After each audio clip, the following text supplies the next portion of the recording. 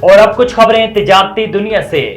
IMF نے پاکستان کی نئی منتخب حکومت کے ساتھ کام کرنے پر آمادگی کا اظہار کیا۔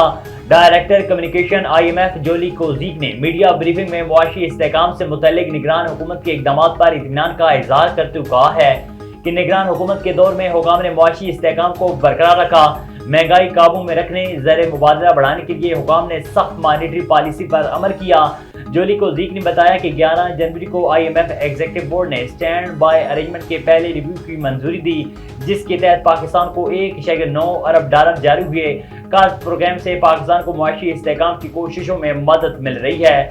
ڈائریکٹر کمیونیکیشن IMF نے کہا ہے کہ قرض پروگرام میں مضبوط فوکس کمزور طبقے کا تحفظ ہے۔ پاکستان میں میکرو اکنامک استحکام کو یقینی بنانے کے لیے نئی حکومت کے ساتھ پالیسی پر کام کرنے کے منتظر ہیں تاہم وسیع تر اقتصادی استحکام اور پاکستانی شہریوں کی خوشحالی یقینی بنائی جائے۔ اسٹیٹ بینک آف پاکستان کے مطابق گزشتہ ہفتے کے دوران زیر مبادلہ کے ذخائر میں $4.40 کروڑ کی کمی آئی ہے۔ اسٹیٹ بینک آف پاکستان کی جانب سے جاری کردہ ہفتہ وار اعداد و شمار میں بتایا گیا ہے کہ زیر مبادلہ کے ذخائر میں کمی آئی ہے اور 16 فروری کو ختم ہونے والے ہفتے تک اسٹیٹ بینک کے زیر مبادلہ کے ذخائر میں $4.40 کی کمی واقع ہوئی۔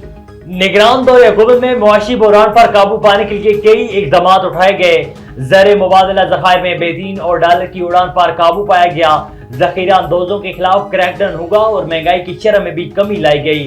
تفصیلات کے مطابق نگران حکومت کے 6 ماہ کے دوران معاشی بحران کی کیفیت میں کمی آئی، ذخیرہ اندوزی، ڈالر سمگلنگ کے خلاف کامیاب آپریشن کیا گیا، اسٹاک مارکیٹ کے نئے ریکارڈ بنے، IMF پروگرام پر کامیابی سے عمل درآمد کیا، مہنگائی کی رفتار میں کمی بڑا کارنامہ ہے۔